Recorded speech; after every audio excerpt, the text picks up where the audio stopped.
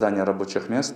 Сегодня министр сельского хозяйства, пищевой промышленности и мелиорации провел пресс-конференцию, где отметил, что запрет на экспорт скота связан не только с ростом цены на мясо, но и с другими долгосрочными целями. Ведомство в скором времени организует ярмарку, где можно будет купить продукты по сниженной стоимости. Он также подчеркнул, что сельское хозяйство Кыргызстана надо не жалеть, а развивать.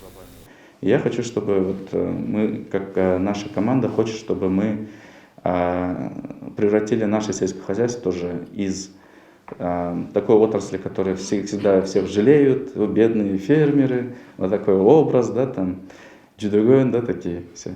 Нет, мы должны говорить о том, что фермеры должны быть богатыми, фермеры должны быть успешными, фермеры, и тогда у нас жизнь в регионах тоже наладится, и будет определенное социальное некое равенство в этом плане.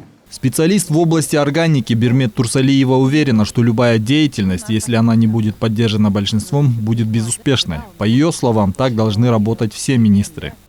Он делает анализ. Я за ним часто наблюдаю, я смотрю его прямые эфиры. Для меня они все очень информативные.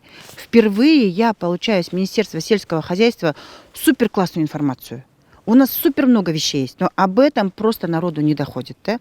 Много полезных вещей там есть, но об этом люди не знают. Телек это все начал обнародовать. Да?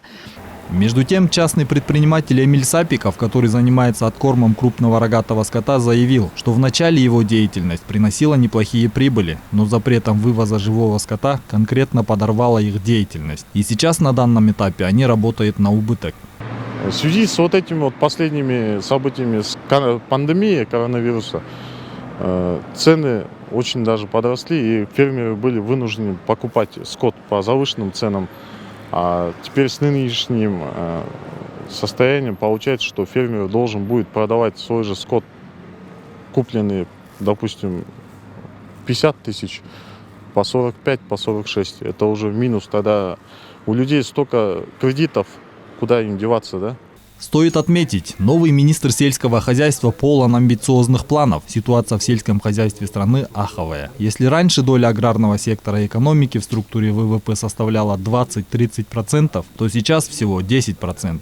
Ранее он попросил у правительства 100 дней, и тогда он покажет, на что способен. Подождем, время покажет, отмечают специалисты.